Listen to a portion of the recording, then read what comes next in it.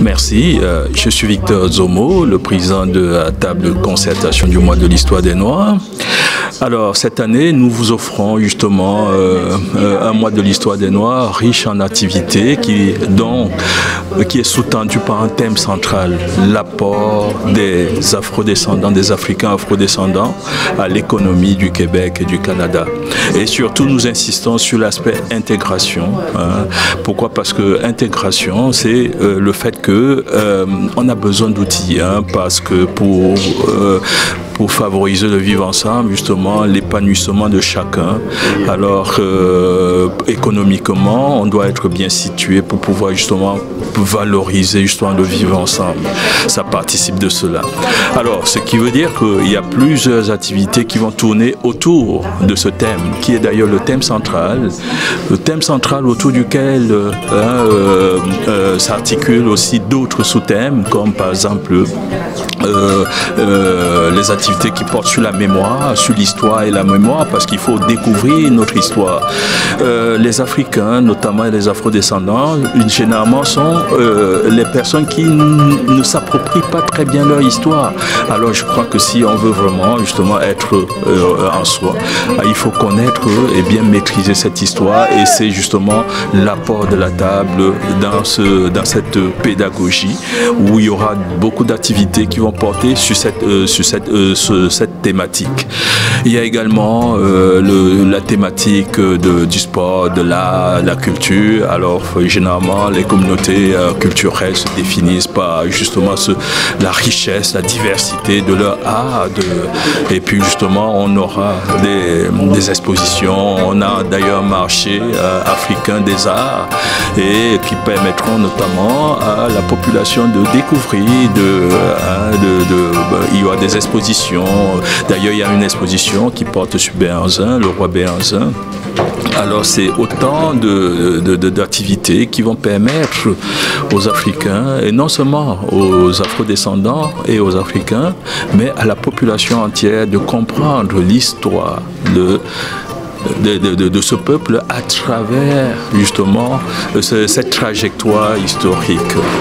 Alors on connaît la sous-participation de la communauté aux activités. Alors pour cette année 2020 et spécialement pour ce mois de février, quel est le message fort que vous aimeriez leur envoyer afin qu'ils puissent sortir, et où est-ce qu'ils devraient venir assister à tous ces événements-là? Oui, généralement, on se demande parfois pourquoi est-ce qu'on a mis le mois de l'histoire des Noirs en février, qui est le cœur de l'hiver. Alors, ce qui décourage parfois nos populations de sortir pour participer aux activités. Mais alors, je dirais, cette année, l'hiver est quand même différent. Ce n'est pas l'hiver qu'on a connu l'an dernier. Il est clément cet hiver. Voilà, il est tout doux. Aujourd'hui, on se dirait, on se croirait au printemps. Et c'est l'occasion donc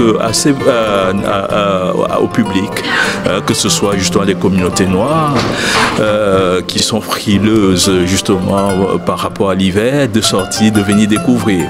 Et on a voulu faciliter les choses cette année en concentrant les activités en un lieu central qui est le Cégep Garneau. C'est là que vont se dérouler la plupart des activités. Donc on les encourage justement à venir. Et puis justement, si leur participation est très très appréciée, dans la mesure où les activités qui sont proposées et qui sont organisées, c'est d'abord pour elles, ces populations noires. Alors, nous, on les encourage à venir, non seulement de vivre cela, mais de voir comment est-ce que on peut encore ajouter, améliorer.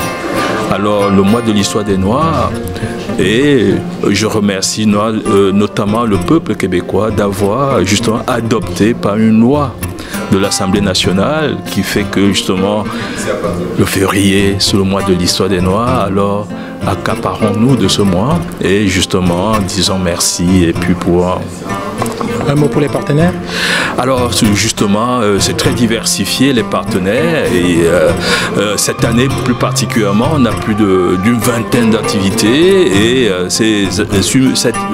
plus de vingtaine d'activités sont proposées par des partenaires, des organismes partenaires. Alors il y a un engouement et justement la table facilite justement et cette participation et encourage notamment, et je crois que c'est ce que font les pouvoirs publics quand ils soutiennent la table financièrement pour pouvoir offrir ces activités. Merci infiniment. Merci.